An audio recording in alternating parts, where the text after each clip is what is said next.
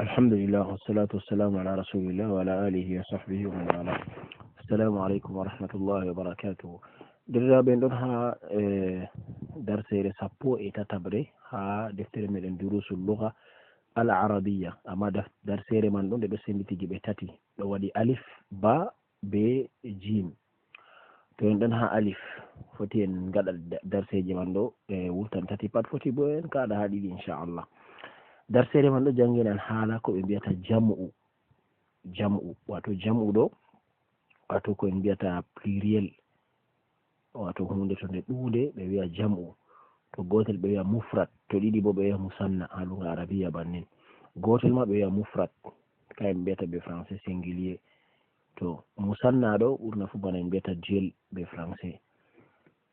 To ngam ha arabiya hunde to ɗiɗi ɓe wiyan ɗum musanna ɓe wiyata ɗum jam'u, na bana ha boliɗe goɗɗe. Amma ha arabiya kam ɗiɗi fu wonata jam'u, ɗum musanna kayum kita mum feere. Daga tati on wonata jam'u kadi. To o wiyata man haula, kalima haula'i ɗo ɗum jam'u hadha kam mufrad wato gotel, haula'i bo jam'u. Man haula'i alfitiya, man haula'i alfitiya, fitiya bo ɗum jam'u fata, goto ɓe wiya fata derkejo, alfitiya ay derke'en. To attiwal bo ɗum jam'u tawil, gotel a wiya tawilun, jam'u man a wiya attiwal. To man haula'i alfitiyatu attiwalu ya ali, ɓe on derke'en juɗɓe ɗo ali. Hum tullabun judud, kamɓe ɗo ɓe fukaraɓe hesɓe. Ayo hum ɗo jam'u huwa, tullabun bo jam'u talib, jududun bo jam'u jadid, wato gotel a wiya jadid, jam'u man a wiya judud. Min aina hum, kamɓe ɗo daga toy, hum min amrika, wato kamɓe ɗo daga lesdi amrik. Ahum zumala'uka, kamɓe ɗo ɓe sobiraɓe mana, en mbino kalima zamil wato mo a jangidita ko mo a sobiri ha kugal, babal kugal mon gotel. Hande a journaliste kanko journaliste, malli masalan a janginowo kanko janginowo enseignant, ko nandi be majum. Na'am hum zumala'i, na'am wato kamɓe man ɗo ɗum sobiraɓe am. Zumala'i a yehi haɗɗo no ƴamiri a hum zumala'uka, kanko bo jaabi hum zumala'i, wato kamɓe ɗo ɓe zumala'i wato ɓe sobiraɓe am. Hum fi fasli, woɓɓe ɗon ha class am bo, wato ɓe ɗon jangida class gotel. Ahum mujtahiduna, na'am hum mujtahidun, kamɓe ɗo ɓe tiɓɓe na, na'am kamɓe ɗo ɓe tiɓɓe. Ma asma'uhum, noy inɗe maɓɓe. Kalima asma ɗum jam'u isim, gotel a wiya ismu, jam'u man a wiya asma. Ma asma'uhum, noy inɗe maɓɓe.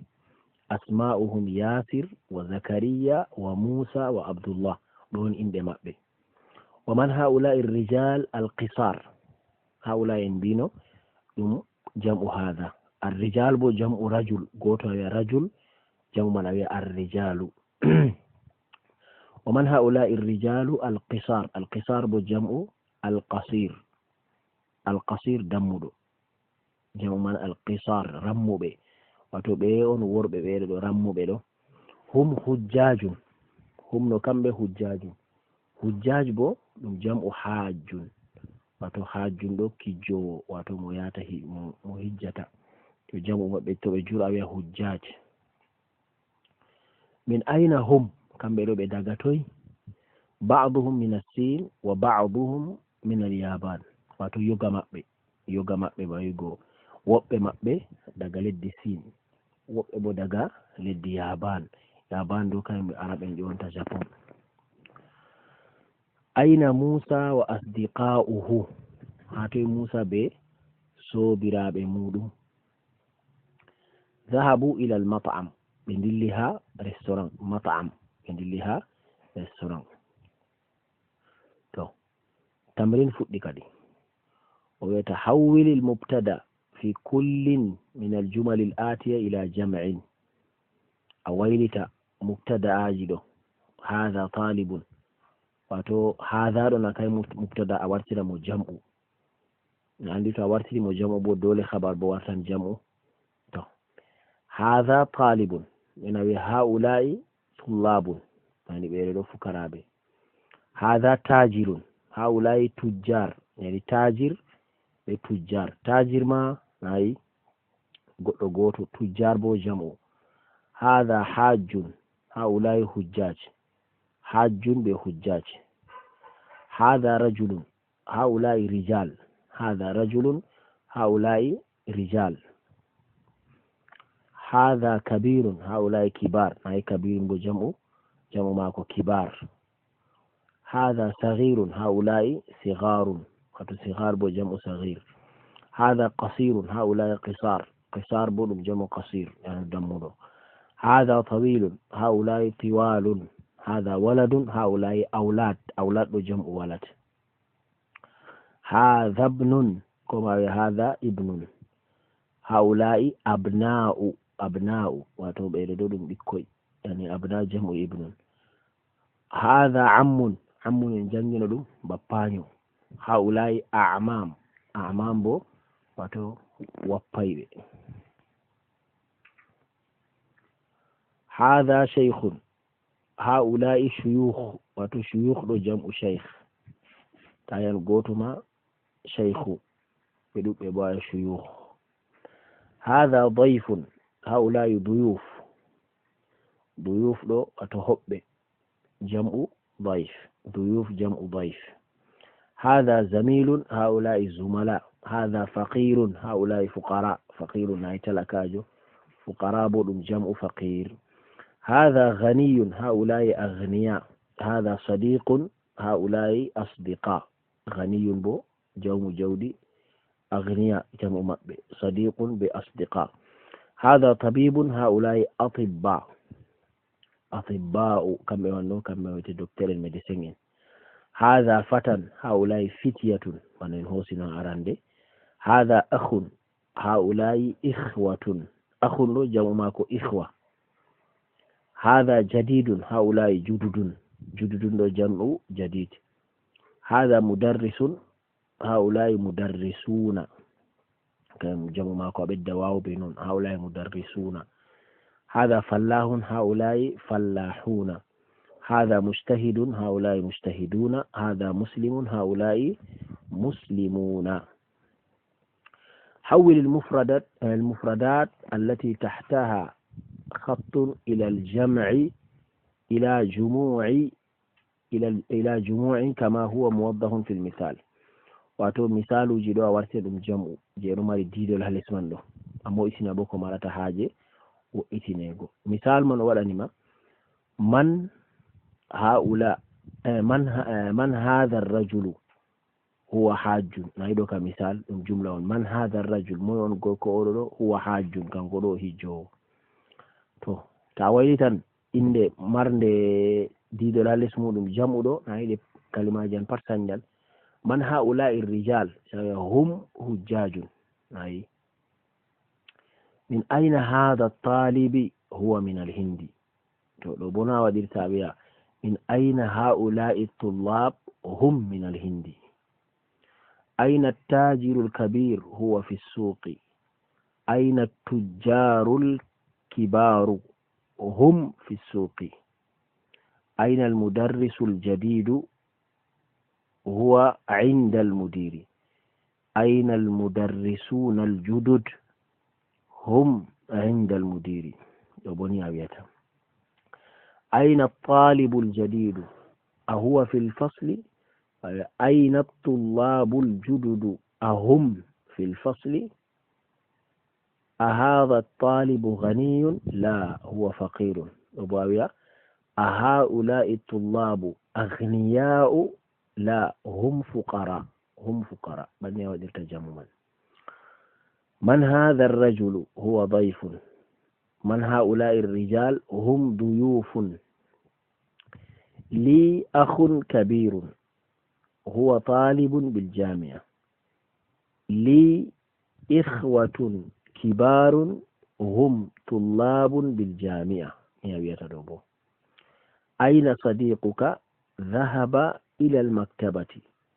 أين أصدقاؤك؟ ذهبوا إلى المكتبة. محمد له ابن صغير هو طالب في المدرسة. محمد محمد له أبناء صغار هم طلاب في المدرسة. أزميلك مجتهد؟ نعم هو مجتهد. أزملاؤك مجتهدون؟ نعم هم مجتهدون. حاجة تانية عندنا أضف الأسماء الآتية مرة إلى اسم ظاهر وأخرى إلى ضمير كما هو موضح في المثال. ألافة، أضف له ألافة الأسماء إندي الآتية جروجل مرة ياكيغو إلى اسم ها إندي ظاهر وانغندي وأخرى وندبو إلى ضمير ها ضمير كما هو موضح في المثال. وتولى له ألافة له ضمير بنا ولا ما مثال له. مثال ودي أبناء سوى أبناء محمد سوى أبناؤه. أي أبناء محمد ما ولا في يا إند لابدو أبناؤه بو ولا في دم ضمير من هو. أسماء هذا أسماء الطلاب أو أسماؤهم. زملاء حامد زملاؤك أتو صوبرا بما. أصدقاء المدرس أصدقاؤه. هذا هو اقرأ المثال. أجنغ مثال ثم حول الجمل الآتية مثله. أويلت جملة جمل بانانو بايرو ورني مها مثال من لوكدي. الطالب ذهب إلى المطعم. هاي ودي دو مفرد واتو غوتل تهدو باورت دم جمع. الطلاب ذهبوا إلى المطعم. هاي فكرة بدلها ريستوران. الطالب جلس في الفصل. هتبو الطلاب جلسوا في الفصل بالدواو في المنو. المدرس خرج من المدرسة. المدرسون خرجوا من المدرسة. التاجر ذهب إلى السوق. التجار ذهبوا إلى السوق. اقرأ واكتب. ربوا جنغة ويدي جنغة لنويندا. الطلاب في الفصل. من هؤلاء؟ الأولاد. أهم أبناؤك؟ لا هم أبناء أخي. wato ɓiɓɓe mana la kamɓe ɗo ɓe ɓiɓɓe derɗam abna'u akhi. Man haula annasu ɗo himɓe. hum hujjajun min turkiya leddi turki kamɓe ɗo ɓe hijjoɓe daga turki. aina tujjar? dhahabu ila suq ɓe dilli ha lumo. man haula rijal? hum duyufun ɓeɗo worɓe ɗo kamɓe ɗo ɓe hoɓɓe. الفلاحون في الحقول وأبناؤهم في المدرسة. ريمو بدون هاجسي. الحقول جمع حقل قوتي ما بيا الحقل جمع بيا الحقول واتو جسي ماران دي لت دي بانا لت دي مانغورو جين كونان دي بماجم كان بيتا الحقل. أين الطلاب الجدد؟ بعضهم في الفصل وبعضهم عند المدير. كيف كرا بحسبه يوغا بدون هاكلاس يوغا بدون مدير. أعمامي تجار كبار. wato wappiraɓe yam ɗo ɓe filoɓe mawɓe tujjarun kibar. haulai ihwati nda ɓeɗo deriraɓe yam. aina abna'uka ya ali? hum fi dukkan. to ɓiɓɓe ma ɓe ɗon ha ya ali o wiyata hum fi dukkan ɓe ɗon ha butik. الطلاب الكبار في الملعب والطلاب الصغار في الفصل. الطلاب الكبار فقراɓe mawɓe في الملعب بينها قبل تيرين هبل في جلده. والطلاب الصغار في الفصل فكرا بفمر بيقولونها كلاس. هؤلاء الفتية إخوة واتو بيرو دركيندو بدر إرابي. هؤلاء الفتية إخوة. أبوهم إمام هذا المسجد. بابا ما بيقولون لمنها جنوب دندينو. أبوهم إمام هذا المسجد. هؤلاء الرجال فلاحون من قريتي. بيرو ورب بيرو ɗum remoɓe daga wuro amin koma kauye amin. aina tullabu aljududu? أخرجوا نعم خرجوا وذهبوا إلى المكتبة توي فكراء بهس بدو بنغرتنا نعم بنغرتي بندلي ها مكتب أو بيبليوتيك هؤلاء الأطباء مسلمون نعم هم مسلمون مدسين بيرو بجلبنا نعم بجلب لي أبناء صغار بدون فمر بعضهم في المدرسة الابتدائية يقام بيرونها واتو بريمير كاميرا مدرسة ابتدائية وبعضهم في المدرسة المتوسطة بيرونها واتو سيكوندر أما بريمير سيكل كدي اكتب جمع الكلمات الآتية ويوين جمع كلمات جوارته كبير أو كبار مسلم مسلمون رجل رجال ابن أو أبناء ضيف ضيوف فتى أو فتية حاج حجاج أخ إخوة صغير صغار طويل طوال غني أغنياء فقير فقراء. الكلمات الجديدة كلمات كسي الحقل جمع مندو حقول الناس القرية الناس هم القرية كوي بنوين من قرية تيغو الضيف الشيخ المطعم رستوران المدرسة الابتدائية توندي لها با درسيري من دي جوتي سيدا سيون ودا منيل من هؤلاء الفتيات يا مريم بتكام جمع مندو برنا پات جمع جي rewɓe bo wato hunde rewɗinande ko ma rewɓe bana en biya be français féminin man haula'i alfatayatu ya maryam nayi haula'i ɗo to a sappan worɓe ma haula'i rijal haula'i alfatayat haula'i fitiya pat a wiyan wato haula'i ka ɗo sappa worɓe ɗo sappa rewɓe fu man haula'i alfatayat ɓeɗo wato hande derke en rewɓe ɗo ya maryam hunna zamilati nayi hunna hato ka hum zumala'i amma yaɗo hunna zamilati kamɓe ɗo ɓe sobiraɓe am a akhawatun hunna kamɓe ɗo ɓe deriraɓe na na'am hunna akhawatun kamɓe ɗo ɓe deriraɓe man abuhunna moye baba maɓɓe hay to ɗum worɓe a wiyanno man abuhum to nde ɗum rewɓe man abuhunna acheikhu bilal baba maɓɓe ɗo cheikhu bilal wato mo ɓe mbiyata bilal ummuhunna ustadati dada e bo mo e janginowo yam wato ɗo janginanmi ustaz am aina baytuhunna atoy saare maɓɓe baytuhunna qaribun min al madrasa wato saare maɓɓe ɗo ɓadi daga jangirde hawwil al mubtada fi al jumal al atiya ila jam'in kama huwa muwaddahun fil misal a mo'ina a waylita kadi mubtada bana en mbino nane go jumlaji je warata ɗo ha jam'u bana no waɗiri ha misalu ɗo misal man o waɗi hadhihi bintun haula'i banat nayi hadhihi talibatun haula'i talibat hadhihi mudarrisatun haula'i mudarrisat هذه طبيبة هؤلاء طبيبات هذه مسلمة هؤلاء مسلمات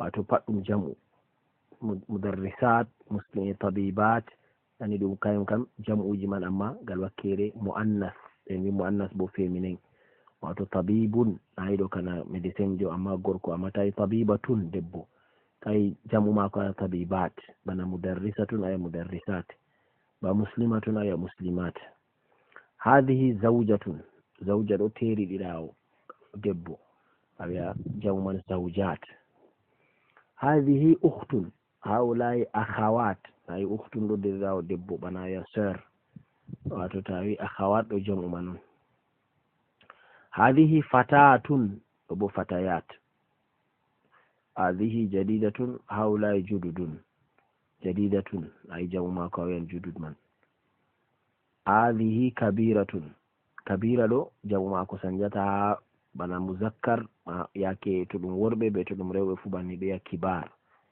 هذه صغيرة هذه هؤلاء صغار، هذه طويلة هؤلاء طوال. اقرأ واكتب، قد أجنغ من أويندا. هؤلاء إخوتي وهؤلاء أخواتي. من هؤلاء الفتيات؟ هؤلاء بنات المدرسة واتو بكوي جنجينو. هؤلاء الفتيات زميلاتي واتو بيرو ريوبي دركين بيرو زميلاتي. أبوهن طبيب وأمهن مدرسة. تمني أو أن تفسيره. أين الطالبات الجدد؟ ذهبنا إلى المكتبة. أي تفكر بحس بدو ريو بدو ذهبنا بندلي. أي جور بناني دو تبجور أو يذهبوا أما تنو ريو بي أو يذهبنا تبجور. ذهبنا إلى المكتبة. وتنواري ها كونجيجيزون انتمي ودوغو واتو انتمي اسبيكوغو ناي واتو هندي كلا ندو فيل بارنو التصريف مودو واتو كلا فيرب بارنو بكونجيغاتا دو. أين بناتك يا عمي؟ أين بناتك يا عمي؟ واتو بيبما يا عمتي كدي ديغو واتو غوغو عمتي دو غوغو ام تاي عمتون غوغو نون اماتاي عمتي awadi yayar rafin wanno warti wato lafi dum hama. hunna fil matbakhi kambe nan do be don hakisin. a haula al mumarridat muslimat? na'am, be do infirmiere en do be julbena. na'am. haula tabibat azwajuhunna mudarrisat azwajuhunna mudarrisuna. be do docteur en do worbe mabbe janginobe. man hazihi al mar'a? debbo moy on debbo oɗo ɗo? debbo ɗo ɗo hiya zawjatu tabibil jadid, wato ɗum debbo docteur je keso ɗo. abanatuka aw abanatuka fil madrasati sanawiyati ya usama? wato ɓiɓɓe ma ɗon ha jangiɗɗon ha wato secondaire usama. ba'duhunna fil madrasati sanawiya wa ba'duhunna fil madrasati al mutawassita. wato ɓe fu ɓe ɗon ha secondaire. to ɓe sanawiya ɗo ɗum second cycle ɓurna fu banni ɓe wiyata. al mutawassita bo ɗum premier cycle. alaka banatun ya layla? na'am li banatun kibar wa hunna talibatun bil jami'a. a wodi ɓikkoy rewɓe na? ya layla eta na'am miɗon mari ɓiɓɓe rewɓe mawɓe, kamɓe man bo ɓe fukaraɓe ha jami'a. man haula in nisa tiwal? rewɓe ɓe juɗɓe ɗo. hunna tabibatun min amrika. kamɓe man ɗo ɓe médecin en ha leddi amérique. attabibatu kharajna min al mustashfa. wato nyawdoɓe docteur en man ɗo ɓe gurti daga mustashfa ani l'hôpital. اقرأ المثال ثم حول الجمل الآتية مثله. أجنغ مثال لو أوليتا جملة جوارة لبو بنا يرمان.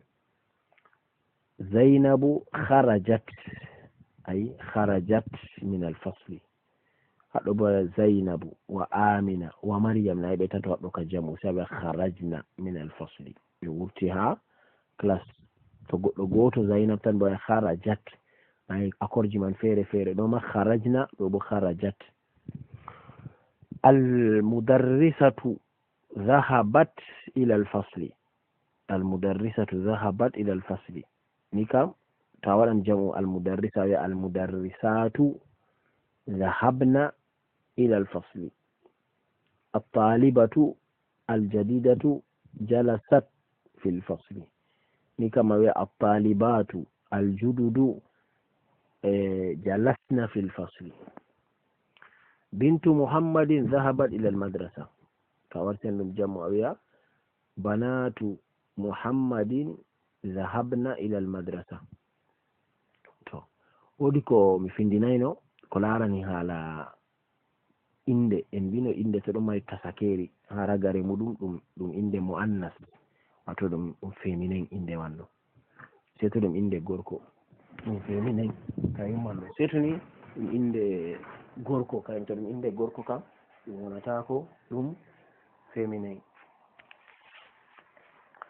bana usama ba hamza ko nandi be majum. to amma kala inde je ɗum mari tasakeri ha fenka pat ɓurna fu ɗum inde rewɓe. Masalan bana tawi at-talibatu ɗo aragana ɗo ma tasakeri ɗum inde e non feminin. To a yiɗi wartirgo ɗum jam'u ɗo a wila tasakeri ɗo, a wadda alifi a takka dow baɗo, nden a wadda ta teje ɗo maɓɓiti ɗo ɓe mbiya ta maftuha, a wadda kayum. To a waddini ɗo man no kalima man warti jam'u, banni waɗirta jam'u man. to ashir ila al asma at-taliya bismin isharatin lil qarib, a sappa inɗe warata ɗo be ismu ishara je ɓadiɗo bana haza, hadhihi, haula'i, a sappa be man.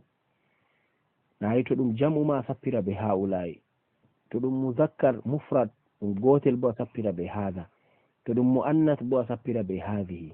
ni kam hadha akhi, hadha akhi, hadhihi ukhti, haula'i rijal, haula'i mudarrisuna, haula'i talibat, hadhihi ummi, nayi ɗo mufrad muannas, hadha abi, hadhihi taliba, haula'i tabibat, haula'i tujjar.